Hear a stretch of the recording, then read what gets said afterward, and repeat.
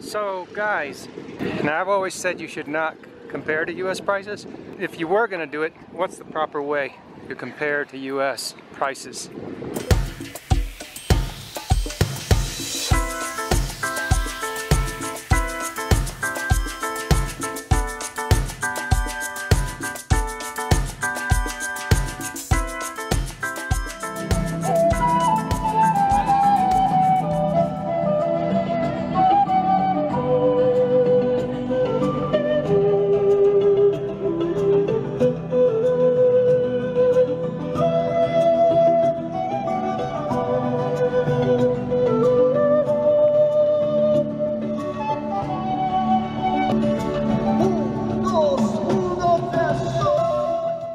Well, let me tell you a little story if you will allow me to do it. It's short, I promise. Oops, almost got run over. So I'm over at this friend's house, Ecuadorians, and they just got their grass cut. Of course, you know, they're postage stamp yards. You know, they're about 20 feet by 15, and that's a big one. And he just got his yard grass cut, and she asked $10 for it or something. And he said, well, I just moved in, I don't know how much is it, and she's like $10, and he's like, no, I'll do it for $5. Yeah, she said, how about $7? And his Ecuadorian wife came down and said, no, $5. She's Ecuadorian, you know. Anyway, they went back and forth 3 times, and finally she did it for $5.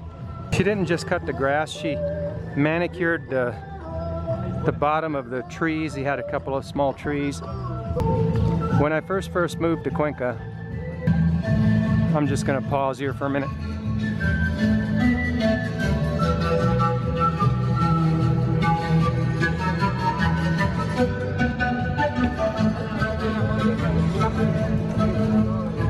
CD sales.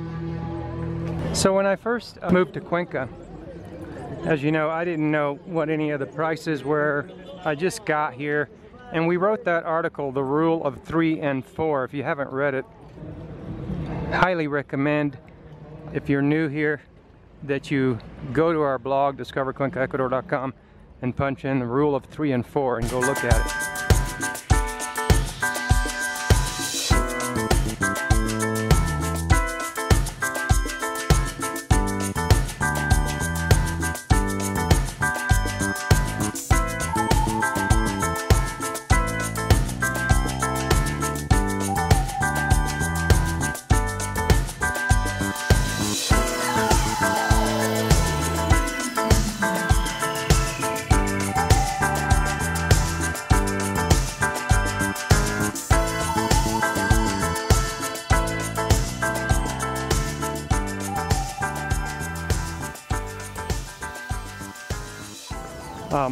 It's how I stayed out of trouble. I developed that rule shortly after landing in Cuenca, Ecuador. But what happened is a guy came around right after we moved in and wanted to cut our postage stamp. We had a mattress size, not yard, literally. And he quoted me $20. And I said, well, how long is it going to take you? 5 minutes? And he's like, yeah. And I said, no, not 29. And I just instinctively knew that $20 for 5 minutes, I don't even pay that in the States. You see where I'm going now as far as the proper way to compare? I mean, it seemed to me out of line because a 5-minute cut for $20 is a US rate. And I said to myself, no way, this guy's high and mightying me with the price because I'm this foreigner that just landed here. I said no. He was stunned. The guy was like, he's a young guy. He thought he was going to get an easy 20. Look, I don't fault people for trying to make as much as they can, but there is a line in the sand where you're overcharging.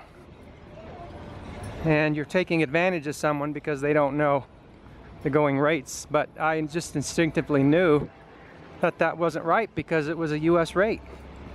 And today, 8 years later, now I never got my grass cut, so I never really figured out what the price was. That's why I'm saying this today. 8 years later, I go to my friend's house and they got their grass cut for $5. They even got their trees manicured, you know, on the bottom towards the roots. you know, for the $5. And this is 8 years later. So much for inflation, huh? The locals don't pay much inflation on that kind of stuff.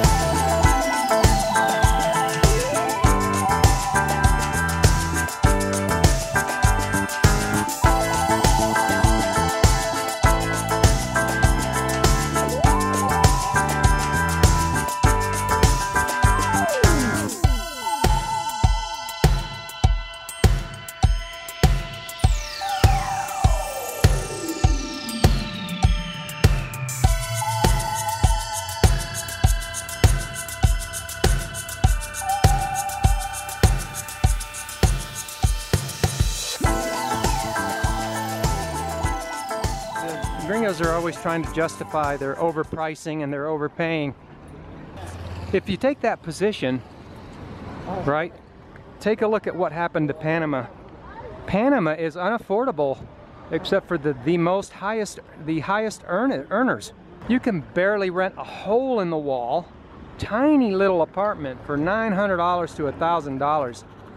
But there they are, people all over the internet on their website saying how you can live cheap in Panama. You know, what can you do, guys? Oh well, shrug your shoulders, right? And here's another thing you want to know in Panama. 99 out of 100 ads, maybe it's 95, they're all in English. Yeah, and the landlords are all Americans or Canadians. And they're all charging ridiculous prices, US prices, $1,000, $1,500, $2,000, you know, for apartments that they're not necessarily waterfront, which the waterfront has some issues in Panama City. It is a city and it needs a lot of cleaning. Let's just leave it at that. So I'm just saying, you know, if you're in that camp where you think, oh yeah, you're just, you know, you're kind of making a big deal out of nothing, so what, you know, oh, you know, I've got plenty of money, I can pay higher prices. This is the problem. You know, you go abroad and it becomes unaffordable. And you know, the reason is that these places where these expats go are small. And when you funnel all these tens of thousands of people over a short period of time with all this money to spend, and well, you know, long story short, that's the deal. So I just care about it because I really like living abroad. I love living abroad, but not at US prices. To me, if I have to live abroad at US prices, it just takes the joy out of it.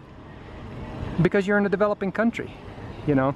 And as much as I love being abroad for various reasons that I won't go into at this point, right at this moment, you know, having to do it at US prices is just not, to me, not worth it, not my cup of tea, and it isn't correct, let's put it that way.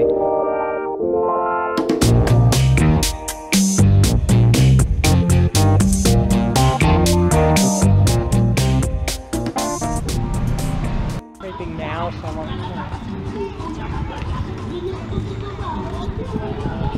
So what do you think, Mom? You think you'll be getting those from time to time now over there? Those are the best in town. There aren't any better anywhere else. I remember when we first moved to Cuenca, we used to get these downtown though, remember? Yeah, I started getting a bunch of cavities. I had to quit.